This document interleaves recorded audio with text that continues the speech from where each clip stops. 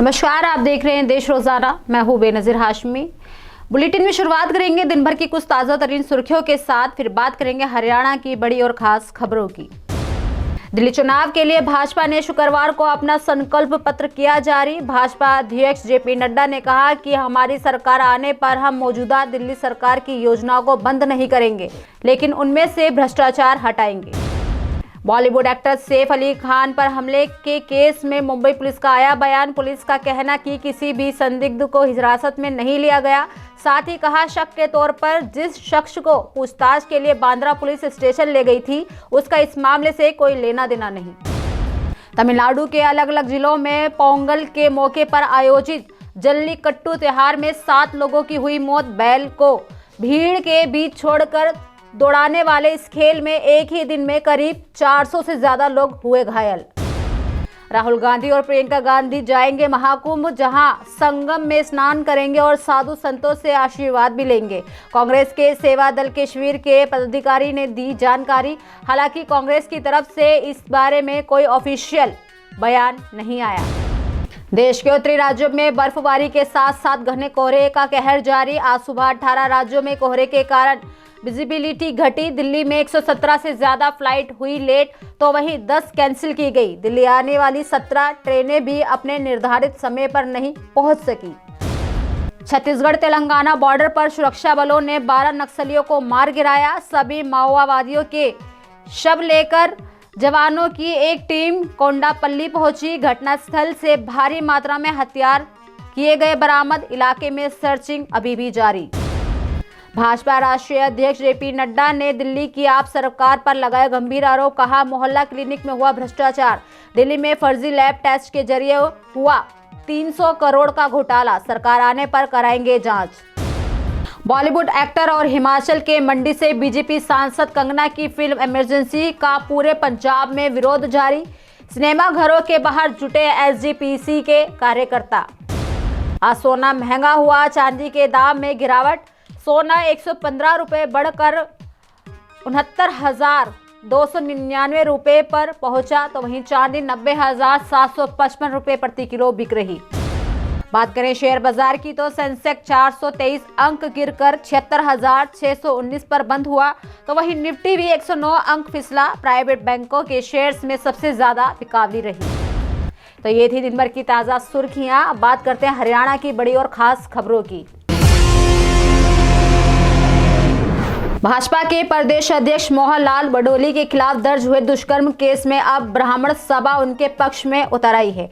दरअसल आज फतेहाबाद की ब्राह्मण धर्मशाला में सभा के पदाधिकारियों ने प्रेस कॉन्फ्रेंस की और इस पूरे प्रकरण को राजनीतिक षड्यंत्र बताया। बता दें कि इस सभा के पदाधिकारियों का कहना है कि यदि इस मामले में दूध का दूध और पानी का पानी नहीं किया गया तो जल्द ही समाज के लोग सड़कों पर उतरने को मजबूर होंगे। बताते चले कि ब्राह्मण सभा ने उनके खिलाफ लगे सारे आरोप राजनीतिक से प्रेरित बताए। उन्होंने कहा कि इस मामले में युवती की सहेली ने भी बयान दे दिया है, जिससे पता चलता है कि वह मोहनलाल बडोली को जबरन इस मामले में फंसाया जा रहा है और दिल्ली चुनाव के चलते ये सब राजनीति हो रही है। उन्होंने साथ में ये भी कहा कि कांग्रेस इसके पीछे है और यही कारण है कि कांग्रेस शासित हिमाचल प्रदेश में इस तरह का मामला दर्ज करवाया गया है।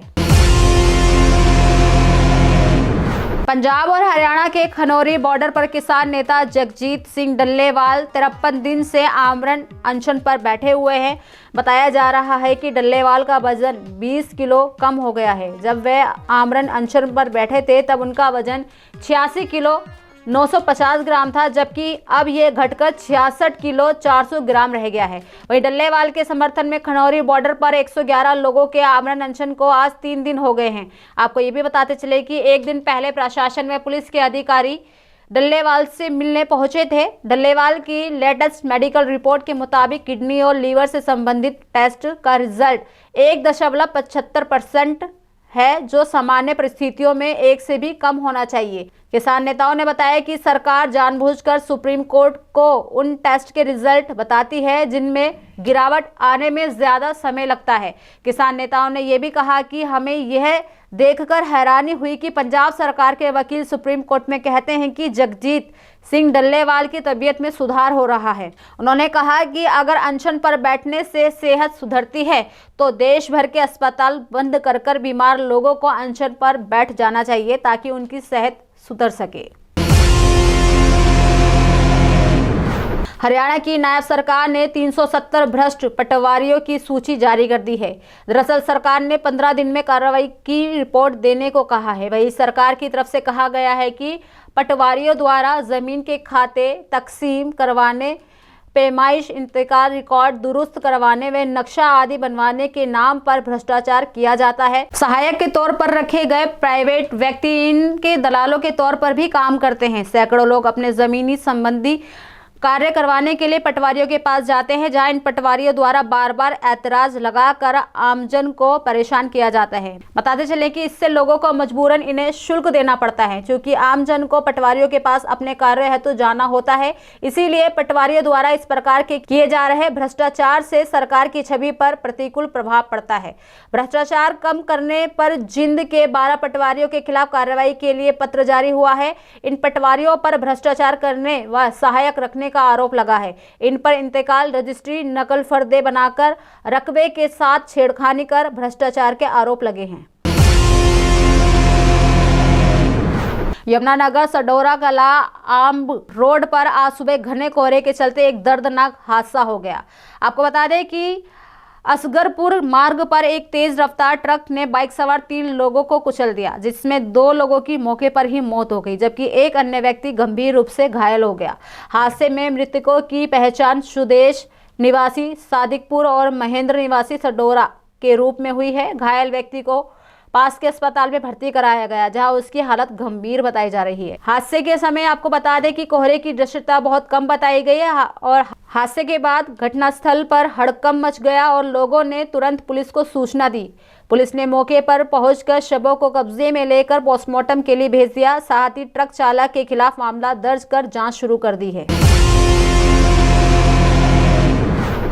बात करें हरियाणा के मौसम की, तो हरियाणा में ठंड का कहर लगातार जारी है। बीते दिन अंबाला, करनाल, रोहतक, हिसार, चरखी दादरी, फरीदाबाद, गुरुग्राम, जिंद, पानीपत, सिरसा, झज्जर, बहादुरगढ़ में वर्षा हुई, तो वहीं अन्य क्षेत्रों में घना कोहरा छाया रहा। मौसम वैज्ञानिकों ने आज रात भी घने कोहरे की चेतावनी जारी की है। बताते चले कि कुरुक्षेत्र, कैथल, करनाल, झज्जर, गुरुग्राम, मेवात, पलवल, फरीदाबाद, रोहतक, सोनीपत, पानीपत, जिंद के लिए कोहरे का ऑरेंज अलर्ट जारी है। इसके अलावा पंचकुला, अंबाला, यमुनानगर, महेंद्रगढ़, रेवाड़ी, सिरसा, फतेहाबाद, हिसार, भिवानी, चरखी दादरी में येलो अलर्ट जारी रहेगा। इन क्षेत्रों में 18 जनवरी को भारी बारिश होने की संभावना बताई गई है। तो ये थी दिन भर की ताजा सुर्खियों के साथ हरियाणा की बड़ी और खास खबरें। कल फिर होगी मुलाकात ऐसी ही खास खबरों के साथ। तब तक के लिए बने रहिए हमारे साथ और देखते रहिए देश रोजाना। नमस्कार। हमारे साथ जुड़े रहने के लिए सब्सक्राइब करें देश रोजाना के YouTube चैनल को और नई वीडियो की नोटिफिकेशन पाने के लिए बेल आइकन जरूर दबाएं। अगर आप ये वीडियो Facebook या Instagram पर देख रहे हैं तो पेज को लाइक और फॉलो जरूर करें और ज्यादा से ज्यादा शेयर करें।